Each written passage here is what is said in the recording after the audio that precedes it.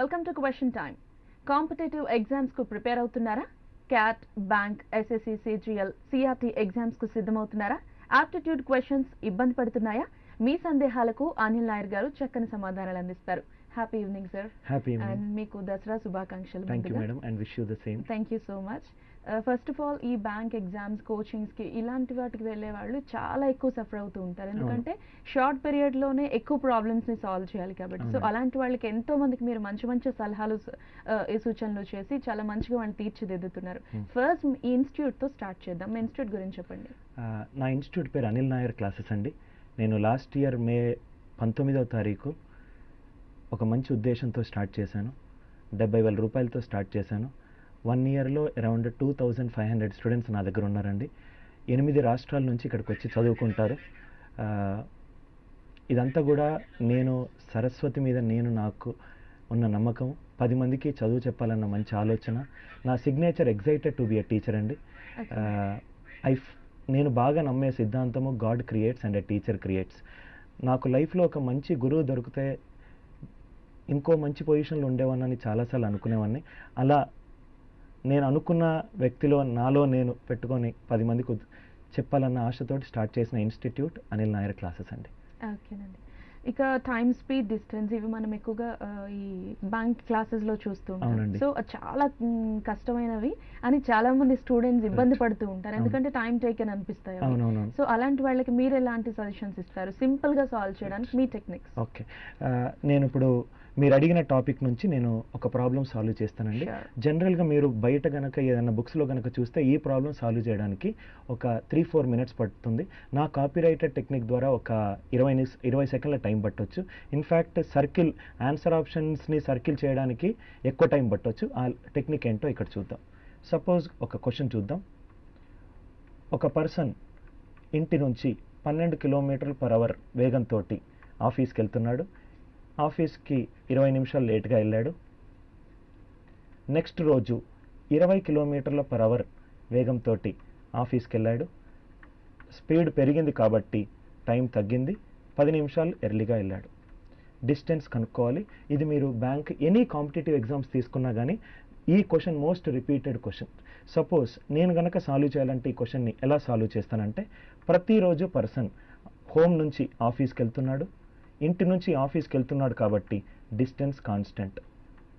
Distance constant అంటే 2 constant, 3 constant, 23 constant, 34 constant. Constant అనేది fixed quantity కాబట్టి నేను ఆ క్వాంటిటీని ఫిక్స్ చేసుకుంటాను. నాకు నోటికి వచ్చిన ఏ విలువ వేసుకున్నా కానీ ఆన్సర్ వస్తుంది. కానీ నాకు సెకండ్లో ఆన్సర్ రావాలి కాబట్టి నేను ఈ రెండిటి యొక్క ఎల్సిఎం తీసుకుంటాను. LCM of 12 and 20 is 60 kilometers. First రోజు 1 అవర్కి 12 kilometers వెళ్తున్నాడు. 60 kilometersకి వెళ్ళడానికి 5 hours టైం పట్టవచ్చు. సెకండ్ రోజు 1 hour 20 kilometersకి వెళ్తున్నాడు. 60 kilometersకి వెళ్ళడానికి 3 hours పట్టవచ్చు. మొదటి రోజు 5 గంటలు, రెండో రోజు 3 గంటలు, తేడా 2 గంటలు. 2 గంటలు కాబట్టి 120 minutes టైం పడుతుంది. కానీ క్వశ్చన్లో 9కి ఇంటికి చేరుతున్నాడు అని అనుకుంటే ఫస్ట్ రోజు 20 నిమిషాలు లేట్, సెకండ్ రోజు 10 నిమిషాలు లేట్. 8:50 నుంచి 9 10 నిమిషాలు, 10 నుంచి 20 20 నిమిషాలు, 10 + 20 30 నిమిషాలు. 120కి 60 అయినప్పుడు 13కి 15 అవుతుంది. ఈ ప్రాబ్లం సాల్వ్ చేయడం వల్ల మనం ఎక్స్ అండ్ వై యూజ్ చేయాల్సిన అవసరం లేదు. మళ్ళీ ఏంటంటే మీరు టైం, స్పీడ్ అండ్ డిస్టెన్స్లో మొత్తం చూస్తే కనుక ఒక 20-25 వెరైటీలు ఉంటాయి. ఏ ప్రాబ్లం చూసినా కానీ speed equivalent to distance by time. Distance constant అవ్వచ్చు, టైం కాన్స్టెంట్ అవ్వచ్చు, స్పీడ్ కాన్స్టెంట్ అనవచ్చు. అంటే దీంట్లో మనం మ్యాథమెటిక్స్ యూజ్ చేయట్లేదండి. First of all competitive exam రాసే ప్రతి స్టూడెంట్ కూడా తెలుసుకోవాల్సింది ఏంటంటే, మీరు మ్యాథ్స్ మీద టెస్ట్ చేయట్లేదు, మీకు యాప్టిట్యూడ్ మీద టెస్ట్ చేస్తున్నారు. మీకు ఇంగ్లీష్ మీద టెస్ట్ చేయట్లేదు, వర్బల్ మీద టెస్ట్ చేస్తున్నారు. ఈ రెండింటి యొక్క డిఫరెన్స్ తెలిసినప్పుడు ఆ స్టూడెంట్ ఏం చేస్తారంటే, జనరల్గా ఎక్స్ అండ్ వైకి హ్యాబిట్యూట్ అయి ఉన్నాడు కాబట్టి ఫార్ములాలు బట్టి పడతాడు, పట్టింది ఎగ్జామ్లో వామిట్ చేస్తాడు. అన్ని చోట్ల ఫార్ములాలు పనికిరావండి. ఫార్ములా అనేది లాజిక్ నుంచి డెరైవ్ అయింది. లాజిక్ అనేది ఫార్ములా నుంచి డెరైవ్ కాలేదు. కొన్ని ఫార్ములాలు యూజ్ చేయడం వల్ల ఈ కాంపిటేటివ్ ఎగ్జామ్లో ఎన్ని కరెక్ట్ చేశాడు అన్నది కాకుండా ఆ పేపర్లలో 90 ఈజీ క్వశ్చన్లు ఉంటాయి, 90లో 90 తను తీయగలిగాడా, అది దట్ డిఫరెన్షియేట్స్ బిట్వీన్. ఇది ఒక ర్యాట్ రేస్ అండి. ఈ ర్యాట్ రేస్లో తను ఫాస్టెస్ట్ ర్యాట్ అవ్వాలి. సో టైం కాంప్లెక్సిటీ మీద కొంచెం బాగా వర్క్ చేయాలి. సపోజ్ నేను మీకు ఒక చిన్న ఇంకో ఎగ్జాంపుల్ చెప్తాను. సపోజ్ మొన్న ఈ మధ్య ఒక కాంపిటేటివ్ ఎగ్జామ్లో ఇంకో క్వశ్చన్ అడిగారు. ఆ క్వశ్చన్ ఏంటంటే 88 whole square equivalent 88 whole square equivalent అని ఎగ్జామ్ అడిగారు. 88 హోల్ స్క్వేర్ ఈక్వలెంట్. ప్రతి ఎగ్జామ్లో మీకు ఆప్షన్స్ ఇస్తారు. 7544, 7644, 7744, 7844. 7844. జనరల్గా స్టూడెంట్ ఏం చేస్తాడంటే వేదిక్ మ్యాథ్స్ అని చెప్పి అన్ని లోకల్ బుక్స్ అన్నీ తీసుకుంటాడు. సపోజ్ నేనే గనక ఈ ప్రాబ్లమ్ సాల్వ్ చేస్తే నేను ఒక పవర్ఫుల్ కాన్సెప్ట్ యూస్ చేస్తానండి. 88 హోల్ స్క్వేర్ ఈక్వలెంట్ 88 ఇంటూ 88. 88 ఒక కాన్సెప్ట్ యూస్ చేస్తున్నాను. ఆ కాన్సెప్ట్ పేరు డిజిటల్ సమ్. డిజిటల్ సమ్ అంటే ఉన్న నంబర్లో ఉన్న డిజిట్స్ని యాడ్ చేయండి. 8 + 8 డిజిటల్ సమ్ ఎంత? 8 + 8 16, 1 + 6 7. దీని డిజిటల్ సమ్ కూడా 7. 7 7s are 49. 4 + 9 13. 1 + 3 4. క్వశ్చన్ యొక్క డిజిటల్ సమ్ 4. ఆన్సర్ కూడా 4 రావాలి. చూడండి, 7 + 5 12. 12 + 8 20. 20 అంటే 2. 13 + 8 21 అంటే 3. 14 + 8 22. 2 + 2 4. 15 + 8 23. ఇది 5 కాదు, అంటే ఇది ఒక ఆప్షన్. ఇది ఎక్కడ 2 డిజిట్స్ ఉండనియండి, 3 డిజిట్స్ ఉండనియండి, మల్టిప్లై చేయండి, డివిజన్ చేయండి, డెసిమల్ పెట్టుకోండి, పర్సంటేజెస్లో యూస్ చేయండి. 25% ఆఫ్ 480. దీనికి మీరు బుక్స్లో 25% అంటే 1/4 అని గుర్తుపెట్టుకోవాల్సిన అవసరం లేదు. దీనికి అసలు మెమరీనే అవసరం లేదు. 25 డిజిటల్ సమ్ ఎంత అండి? 7. 480. 4 + 8 12. 1 + 2 ఎంత? 3. 7 3s are 21. 2 + 1 3. ఆన్సర్లో ఎక్కడ డిజిటల్ సమ్ 3 ఉంటే అక్కడ క్లిక్ చేయండి. జనరల్గా నంబర్లు పెరిగే కొద్దీ స్టూడెంట్స్ భయపడతారు. 213 హోల్ స్క్వేర్ ఎంత కనుక్కోవాలి? 996 హోల్ స్క్వేర్ కనుక్కోవాలి. 996 హోల్ స్క్వేర్ ఒక సింపుల్ నా టెక్నిక్ యూస్ చేస్తే 992016. 24 హోల్ క్యూబ్ అంటే 13824. 41 హోల్ క్యూబ్ అంటే 68921. ఇవన్నీ కూడా ఇగ్నోరెన్స్, తెలియదు కాబట్టి స్టూడెంట్స్ కష్టంగా అనుకుంటారు. తెలిస్తే గనక వాళ్ళు they will enjoy mathematics. I think aptitude అనేది ప్లెజర్తో సాల్వ్ చేయాలి, ప్రెషర్తో సాల్వ్ చేయకూడదండి. గ్రేట్. సీరియస్లీ చాలా సింపుల్ మెథడ్స్ చెప్తున్నారు. ఎందుకు అంటే ఇప్పటి వరకు చాలా చోట్ల చూసాం, బట్ ఇంత సింపుల్ టెక్నిక్స్ తో అనేది ఎక్కడ కనిపించలేదు. It's wonderful. More than that మీరు చెప్పారు ఏంటి అంటే ఈ యాప్టిట్యూడ్ అనేది ఓన్లీ నెంబర్స్ తెలిస్తే చాలు, అవునండి, ఈజీగా సాల్వ్ అయిపోతుంది. అవునండి. So is it possible? అవునండి. మ్యాథమెటిక్స్లో మీరు ఏ ప్రాబ్లం అయినా తీసుకోండి, ప్రాబ్లంలో నెంబర్ ఉంటుంది కదండి. Mathematics without numbers is like well without water. మనకు తెలియాల్సింది ఏంటంటే ఫండమెంటల్స్ తెలిస్తే చాలు. ఎప్పుడైనా నేను ఇది జనరల్గా ఒక ఎగ్జాంపుల్ ఎప్పుడు నా పిల్లలకి చెప్తూ ఉంటాను. అర్జెంటీనా ప్రతిసారి ఓడిపోయినప్పుడు కోచ్ వాళ్ళు ఓడిపోయినప్పుడు వాళ్ళని లైన్లో నిలబెట్టి ఒక స్టోరీ చెప్తాడు. ఆ స్టోరీ ఏంటంటే వాళ్ళ కోచ్ ఒకతను బాల్ చేతిలో పెట్టుకొని అందరు ఫుట్బాల్ ప్లేయర్స్ ఫుట్బాల్ ఆడేది ఒక విధానం ఉంది, ఆ విధానంలో ఆడితేనే మీరు మ్యాచ్ గెలుస్తారంటాడు. నేను అదే స్టోరీని ఇక్కడ చెప్తున్నాను. కాంపిటేటివ్ ఎగ్జామ్స్ అటెంప్ట్ చేయడానికి ఒక సైన్స్ ఉంది. Students might know the art of problem solving అండి, but they need to know the science behind the exam. ఆ సైన్స్ ఏంటంటే అతి తక్కువ టైంలో ఎన్ని క్వశ్చన్స్ అంటే అన్ని క్వశ్చన్స్ తీయాలి.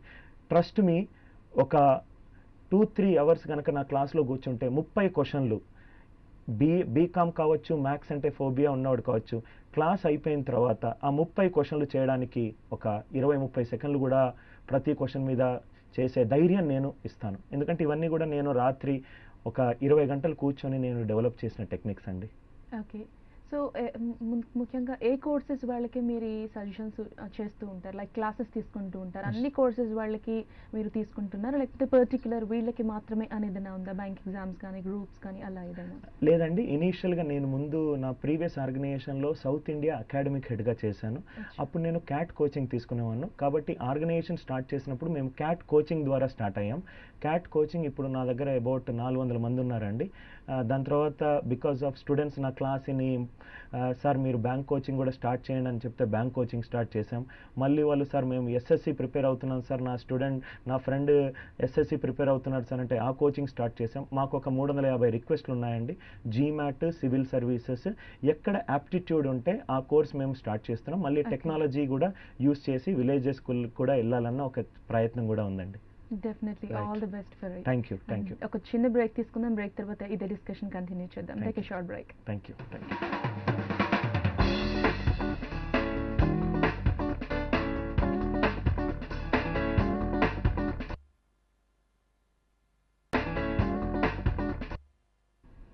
Welcome back.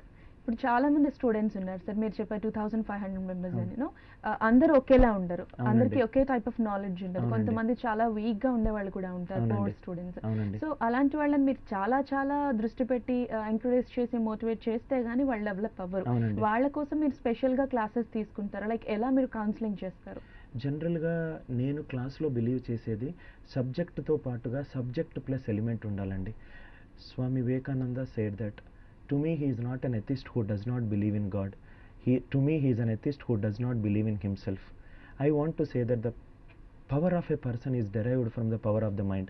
నేను ఒక టీచర్గా క్లాస్లో ఎంటర్ అయిపోయిన నుంచి క్లాస్ అయిపోయేంత వరకు నేను ఒకప్పుడు లాస్ట్ బెంచ్లో కూర్చున్నవాడినే అండి. నేను ఒకప్పుడు ఒక మంచి టీచర్ నా దగ్గరకు వచ్చి నా భుజం మీద చేసి చేయగలుగుతారనే నమ్మకం నాకు ఇచ్చినప్పుడు నేను చాలా షైన్ అయ్యానండి. సో కాబట్టి నాకు 100 కూర్చున్నా 200 కూర్చున్నా నా ఇన్స్టిట్యూట్లో ప్రతి ఒక్క స్టూడెంట్ యొక్క పేరు నాకు తెలుసు, ప్రతి ఒక్క స్టూడెంట్ యొక్క స్కిల్ సెట్ నాకు తెలుసు. సో కాబట్టి నేను క్లాస్ చెప్పేటప్పుడు నేను ఒక దర్శకుడినండి. సో అన్ని రకాల ప్రేక్షకులకి అనుగైనట్టుగా మళ్ళీ ఏంటంటే నా మెథడ్స్ కూడా జనరల్గా మ్యాథమెటిక్స్ బ్యాక్గ్రౌండ్ లేని వాళ్ళకు కూడా చాలా క్లుప్తంగా అర్థమవుతాయి. మళ్ళీ నేను ఇవన్నీ కూడా 3500 మ్యాథమెటికల్ బుక్స్ నుంచి నేర్చుకొని నాకు నేనుగా ఒక 2 లక్షల క్వశ్చన్స్ మీద ప్రాక్టీస్ చేసి నేర్చుకొని, నేను అంతగా ఇంటెలిజెంట్ పర్సన్ని కాదండి స్కూల్లో. సో కాబట్టి మీరు అడిగిన క్వశ్చన్లో సబ్జెక్ట్ నేనే. సో నేను పూర్గా ఉన్నాను కాబట్టి నాకు ఒక పూర్ స్టూడెంట్ మీద ఫోకస్ ఎట్లా చేయాలో నాకు తెలుసండి. సో నేను ఫర్మ్ బిలీవ్ చేసేది, అందుకే నా సిగ్నేచర్ కూడా excited to be a teacher. So కాబట్టి నాకు ప్రతి ఒక్క స్టూడెంట్ మన టీచర్ యొక్క గ్రేట్నెస్ మార్కుల ద్వారా రావడం కాదండి. 3-4 సంవత్సరాల తర్వాత ఒక స్టూడెంట్ ఏ లెవెల్లో స్థిరపడతాడు, అప్పుడే టీచర్ యొక్క గొప్పతనం. నేను అందుకే రిజల్ట్స్, నా స్టూడెంట్స్ చాలామంది డిజేబుల్డ్ స్టూడెంట్స్ ఐఏఎమ్స్లో ఉన్నారండి. కానీ నేను ఎప్పుడు కూడా నేను స్టూడెంట్ వచ్చేటప్పుడు నేను రిజల్ట్స్ ఇంత చేశాను చేస్తానని చెప్పి నేనేం చెప్పను. నేను ఎప్పుడు క్లాస్కి వచ్చే స్టూడెంట్కి have faith in the teacher, miracles will unfold during the class room అనే సిద్ధాంతాన్ని నేను బాగా విశ్వసిస్తానండి. రైట్ అండి. Just me got a call. ఏంటి అంటే ఇంట్రెస్ట్ అనే ప్రాబ్లం గురించి చాలా మంది సఫర్ అవుతుంటారు. స్టార్టింగ్ వచ్చేటప్పటికి ఇంట్రెస్ట్ అనేది సింపుల్ గా అనిపిస్తుంది, పైకి వెళ్ళేటప్పటికి కాంపౌండ్ ఇంట్రెస్ట్ వస్తుంది, అది లిటిల్ బిట్ డిఫికల్ట్. సో వాళ్ళకి మీరు ఇచ్చే సజెషన్ ఎలా ఈజీగా సాల్వ్ చేస్తారు ఇన్ యువర్ మెథడ్? నేను before break timing digital sum అనేది యూస్ చేశానండి. అదే కాంపౌండ్ ఇంట్రెస్ట్ నేను ఇప్పుడు ఒక ప్రాబ్లం సాల్వ్ చేస్తానండి. సపోజ్గా principal equivalent to 5000, or percentage equivalent to 18%. జనరల్గా స్టూడెంట్స్ కాంపౌండ్ ఇంట్రెస్ట్ అంటే భయపడతారు అండ్ సింపుల్ ఇంట్రెస్ట్ అంటే ఈజీగా సాల్వ్ చేయొచ్చు అని అనుకుంటారు. నేను నా క్లాస్లో ఎప్పుడూ కూడా ఫార్ములాలు కానీ ఎక్స్ అండ్ వైలు యూజ్ చేయడం కానీ చెప్పనండి. నేను సపోజ్గా ఈ ఆప్షన్స్ కనుక ఉన్నప్పుడు ఎట్లా సాల్వ్ చేయాలో చూద్దామండి. 4500 అండ్ 5000 ఇట్లా ఉన్నప్పుడు అమౌంట్ ఇన్ సిఐ అండి, మనం డిఫికల్ట్ క్వశ్చన్ డిస్కస్ చేస్తున్నాము. Amount equivalent to P into 1 plus r percentage power n. P అనేది 5000. సపోజ్గా ఇక్కడ ప్రిన్సిపల్ ఇచ్చాను కాబట్టి నేను అమౌంట్ మారుస్తున్నానండి. Amount equivalent to 6962. Suppose 6962 equivalent to ఇవి ఆప్షన్స్ అండి. Principal P into 118/100 power 2. ఎందుకు 118 రాశానంటే 1 అంటే 100% కాబట్టి. ఇక్కడ పిల్లలు ఏమనుకుంటారంటే సార్ 118 హోల్ స్క్వేర్ కనుక్కోవాలి సార్. సపోజ్ 118 హోల్ స్క్వేర్ అంటే 13924, అది నాకు తెలుసు కాబట్టి నేను ఆన్సర్ చేస్తాను. సపోజ్గా n వాల్యూ 2 ఉన్నా 4 ఉన్నా 8 ఉన్నా డిఫికల్ట్ అవుతుంది. నేను మళ్ళీ డిజిటల్ సమ్ యూస్ చేస్తానండి. 6 + 9 15, 15 + 6 21, 21 + 2 23, 2 + 3 5. 5 ఈక్వలెంట్ టు P ఇంటూ 118, 1 + 1 2, 2 + 8 10. 10 అంటే 1 + 0 1, 1 whole square equivalent to 1. 100 is 1, 1 whole square equivalent to 1. 5 equivalent to P into 1. Answer options నుంచి తీయండి. సపోజ్గా ఫస్ట్ ఆప్షన్ 4200. 4200 డిజిటల్ సమ్ ఎంతండి? 6. 6 1s are 6. Is 6 equivalent to 5? కాదండి. Fifth option కనుక చూస్తే 5000. 5000 digital sum 5. 5 1s are 5. ఇవి చాలా easy problems అండి. స్టూడెంట్స్కి తెలియక వీళ్ళు ప్రతి ఒక్కటి కష్టంగా అనుకుంటారు. నేను ఒకసారి స్కూల్లో చెప్పినప్పుడు ఒక స్టూడెంట్ నన్ను క్వశ్చన్ అడిగాడు, సార్ 31 - 17. మన స్కూల్ ఎడ్యుకేషన్లో ఏం చెప్తామంటే 17 ఇది 14 అని చెప్తాము, ఇది 10 క్యారీ తీసుకుంటాను. నేను ఒకసారి క్లాస్ చెప్పేటప్పుడు ఒక 4th క్లాస్ స్టూడెంట్ నన్ను అడిగాడు, సార్ ఈ 10 ఎక్కడి నుంచి వచ్చింది సార్ అని అడిగాడు. ఈ 10 ఎక్కడి నుంచి వచ్చింది సార్ అన్నాడు. అంటే మన ఎడ్యుకేషన్ సిస్టంలో ఎగ్జామినేషన్ సిస్టమ్ మీద ఫోకస్ చేస్తూ మనము కాన్సెప్చువల్ ఓరియంటెడ్గా కోచింగ్ చెప్తే ఆ స్టూడెంట్ కాన్సెప్ట్ కూడా నేర్చుకుంటాడు. ఏ ప్రాబ్లం ఇచ్చినా కానీ భయపడడండి. జనరల్గా మోస్ట్ ఆఫ్ ద స్టూడెంట్స్ ఎప్పుడు భయపడతారంటే ఎగ్జామ్ వెళ్ళే ముందు నేను ఇన్ని ఫార్ములాలే నేర్చుకున్నాను, ఆ దాంట్లో నుంచి క్వశ్చన్స్ వస్తే నేను సాల్వ్ చేస్తాను, మిగతా వస్తే నేను సాల్వ్ చేయను. అది ఆ మైండ్ సెట్ ఎందుకు వచ్చిందంటే జామెట్రీలో 2600 ఫార్ములాలు ఉన్నాయండి, అన్నీ బట్టిగలడా? బట్టి పడితే ఆ టైంకి మాత్రం ఉండేది. I think short term goals కాకుండా లాంగ్ టర్మ్ కాన్సెప్ట్ అర్థమవుతే స్టూడెంట్ 4కి తనే పొద్దున లేచి నా క్లాస్ 6కి స్టార్ట్ అవుతుందండి, 5:30 కల్లా మొత్తము 90 మంది స్టూడెంట్స్ బయట ఉంటారు. ఏ స్టూడెంట్ని నేను నిద్ర లేపనండి. సబ్జెక్ట్ మీద ఇంట్రెస్ట్ కలిగితే వాడే నిద్ర లేచి క్లాస్కి వచ్చి కూర్చొని వింటాడు. ఆ ఇంట్రెస్ట్ చూపెట్టడమే టీచర్ యొక్క కర్తవ్యం అండి. టీచర్ అనేది మార్కులతో పాటు సపోజ్ క్లాస్లోకి వెళ్ళి మార్కులే కాదు జీవితంలో నిలబడడానికి 4 వాల్యూస్ చెప్తే చాలండి, స్టూడెంట్ అప్పుడే ఆ టీచర్ గర్వించే స్థాయిలోకి వెళ్తాడండి. ఖచ్చితంగా. సో చాలా ఇన్స్టిట్యూట్స్ ఉన్నాయి ఇలాంటివి, ఏంటంటే ఆప్టిట్యూడ్ గురించి సజెస్ట్ చేసేవి, ఫార్ములాస్ అవి చెప్పేవి చాలా ఉన్నాయి. But your something different. అవునండి.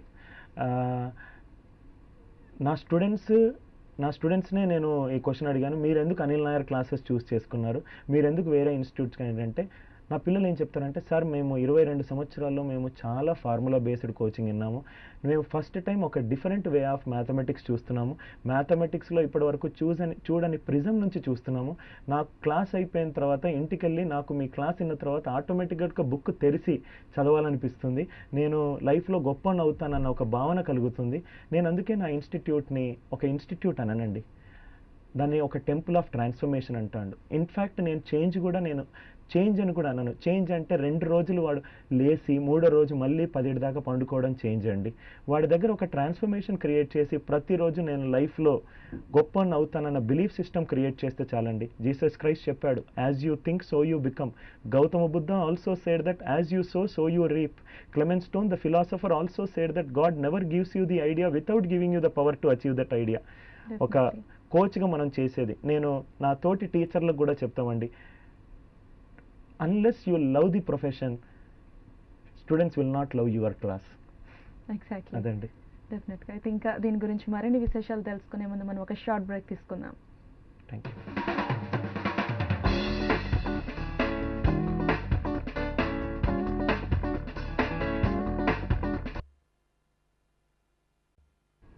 Welcome back. అండ్ అనిల్ గారు, యాక్చువల్గా మీరు బ్లాగ్స్లో కానీ అండ్ యూట్యూబ్లో కానీ చాలా ఫేమస్ అయిపోయారు, ఎందుకంటే 132 కంట్రీస్ని రీచ్ అయ్యారంటే it's not a silly thing. So ఇంత కష్టపడి ఇంత పైకి రావడానికి, ఇన్ని ఫార్ములాస్ ఇంత ఈజీగా చేయడానికి మీరు ఎలాంటి కృషి చేశారు? నేను 2007లో టీచర్ అవుదామని నేను డిసైడ్ అయ్యానండి. ఆ రోజు నుంచి నేను ఈ రోజు వరకు ఆల్మోస్ట్ ఒక 2-3 అవర్స్ నేను పండుకుంటాను. నేను రీసెర్చ్ బాగా చేస్తానండి, ప్రాబ్లమ్స్ మీద, చాలా బుక్స్ మీద చాలా చదువుతాను.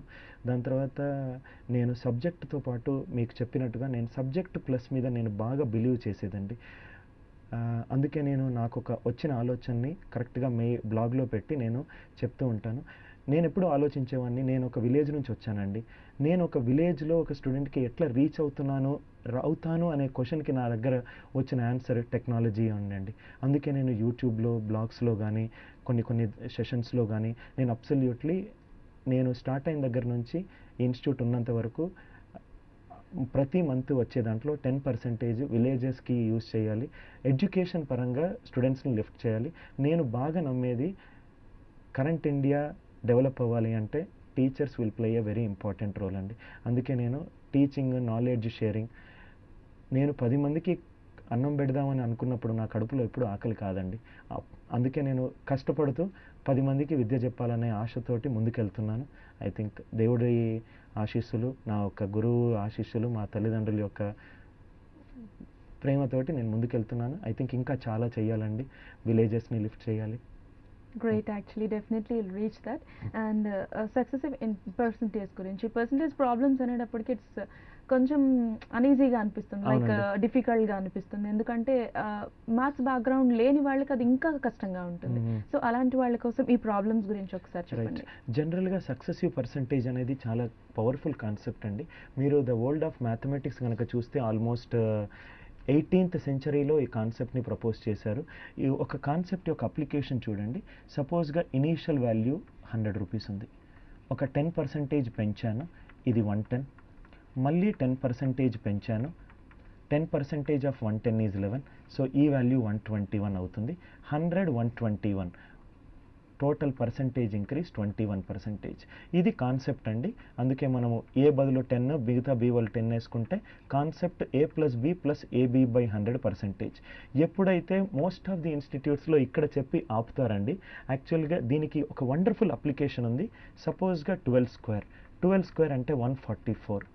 దీన్ని మనము ఈ కాన్సెప్ట్ యూస్ చేసి ఎట్లా చేయవచ్చు అంటే 12 × 12. 12 అంటే 10 మీద 2 పెరిగింది. ఈ 12 కూడా 10 మీద 2 పెరిగింది. 2/10 అంటే 20%. 2/10 అంటే 20%. ఏ వాల్యూ 20, బి వాల్యూ 20. ఇక్కడ సబ్స్టిట్యూట్ చేస్తే మనకు 44%. 44% ఈజ్ 44/100. 100 మీద 44 పెరిగింది కాబట్టి ఆన్సర్ 144. ఎప్పుడైతే ఇట్లాంటి 2-3 ఎగ్జాంపుల్స్ చెప్పామో ఒక స్టూడెంట్ క్లాస్ ఇంటూ థియరీనే అర్థం చేసుకోవడం కాదు, థియరీ ఎక్కడ అప్లై అవుతుంది అనే కాన్సెప్ట్ అర్థం చేసుకున్న తర్వాత ఆ కాన్సెప్ట్ మర్చిపోడండి. ఆ కాన్సెప్ట్ మర్చిపోయే అవసరం ఇంకా పడదు. ఎప్పుడైతే స్క్వేర్ చేసేటప్పుడు కూడా నేను నా ఇన్స్టిట్యూట్లో పిల్లలకు చెప్పేది ఒక ప్రాబ్లంకి 3-4 మెథడ్స్ ఇస్తానండి. ఎందుకంటే మీరు అన్నట్టుగా క్లాస్లో 90-100 మంది డిఫరెంట్ స్టూడెంట్స్ ఉంటారు. ఒకరికి ఒక మెథడ్ నచ్చుతుంది. నేను నా స్టూడెంట్స్కి విందు భోజనం పెట్టి దాంట్లో వాళ్ళకు ఇష్టం వచ్చిన మెథడ్ ప్రాక్టీస్ చేసుకొని అన్ని మెథడ్స్ సేమ్ టైమే అవుతాయి. దాంట్లో ఇష్టం వచ్చిన మెథడ్స్ వాళ్ళు సెలెక్ట్ చేసుకోవచ్చు. ఇక్కడ ఏంటంటే నేను నా ఇన్స్టిట్యూట్ని ఒక రెస్టారెంట్ లాగా తయారు చేయాలనుకోవట్లేదండి. ఒక స్టూడెంట్ వచ్చాడు, డబ్బులు పే చేశాడు, ఐటమ్ సర్వీస్ మనం ఇచ్చాము. నేను నా ఇన్స్టిట్యూట్ని ఒక కిచెన్ లాగా తయారు చేయాలనుకుంటున్నాను. అంటే ఒక స్టూడెంట్ వచ్చి అన్నీ వాడి ముందు పెడతాను, వాడు ఇష్టం వచ్చినవి వాడు సెలెక్ట్ చేసుకుంటాడు, ఇష్టం వచ్చిన కూరలు వాళ్ళు వండుకుంటాడు. Institute according to me should be like a kitchen, it should not be like a restaurant. Okay, డెఫినెట్గా. అండ్ ఫైనలీ మీ స్టూడెంట్స్కి లైక్ ఇలా ఇవన్నీ చూసి నేర్చుకోవాలని ఇంట్రెస్ట్ ఉన్న వాళ్ళకి, మ్యాథ్స్ కొంచెం భయం ఉన్న వాళ్ళకి మీరు ఇచ్చే ఫైనల్ సజెషన్? నేను ఇచ్చే final, anything that you avoid in life will control your life. Anything that controls your life will cause fear in your life. All it takes to have one good teacher. నేను mother Teresa ఎప్పుడు చెప్తుంటారండి, పిల్లలు సపోజ్గా ఒకరు వచ్చి నేను పిల్లల్ని చూసుకోలేను అన్నప్పుడు mother Teresa చెప్తుంటారు, మీరు చూసుకోలేరు అని మీకు అనిపించినప్పుడు మీరు దయచేసి నాకు ఇవ్వండి, నేను పిల్లాన్ని చూసుకుంటానని. I want to rephrase it for all the students who are watching it. మీకు నేను చెయ్యలేను, నాకు ఈ టెక్నిక్స్ తెలియలేనప్పుడు, if you don't have faith in yourself, have faith in the teacher who has faith in your abilities. If you don't know how to take care of yourself, మీకు నా డ్రీమ్ని nurture చేసుకోవాలి, నేను ఏం చేయాలనుకున్నప్పుడు ఆ dream nurture చేసే వాళ్ళకు మీరు హోప్ అండ్ ఫెయిత్ తోటి వెళ్ళండి. నేను నా స్టూడెంట్స్కి ఇచ్చే ఒకే ఒక్క సలహా, as long as you don't give up in life, you will not fail in life. జీవితంలో సాధిద్దామన్న ఆలోచన ఉన్నవారు సాధిద్దాము. నేను ఎప్పుడూ నా స్టూడెంట్స్ చెప్తున్నాను, కడుపులో ఆకలి జేబులో డబ్బులు లేని వాడికి మాత్రమే తిండి అండ్ డబ్బు యొక్క విలువ తెలుసండి. ఒక మామూలు దొలొచ్చి జస్ట్ బికాజ్ మీరు మిడిల్ క్లాస్ ఫ్యామిలీలో పుట్టారు కాబట్టి మీరు లైఫ్ అంతా మిడిల్ క్లాస్గా బతకాలని లేదు. Somewhere you have to create a greatest break through in your life. So I wish every one most and more. నేను ఈ వీడియో ద్వారా మీకు చెప్పేది, నేను నా ఇన్స్టిట్యూట్లో ఒక కల్చర్ ఉంది, happy morning, happy afternoon, happy evening అంటాను. సో మీరు సపోజ్ మీ సర్కిల్స్లో ఎవరైనా ఉంటే instead of good morning, happy morning wish చేయండి. I wish you a happy successful life. Thank you అండి. మీ మంచి సలహాలు సూచనలు మా స్టూడెంట్స్కి, మీ స్టూడెంట్స్కి అందరికీ చేశారు. ఇలాగే మీరు మంచి ఉద్దేశంతో ఈ ఇన్స్టిట్యూట్ ఆరంభించానని చెప్తున్నారు. అలాగే గ్రామీణ విద్యార్థుల వరకు మీది వెళ్ళాలని మేము కూడా మనస్ఫూర్తిగా కోరుకుంటున్నాం. Thank you for coming. Thank you. ఇది వాళ్ళకి క్వశ్చన్ టైం. కీప్ వాచింగ్ 24 గంటలు. Thank you.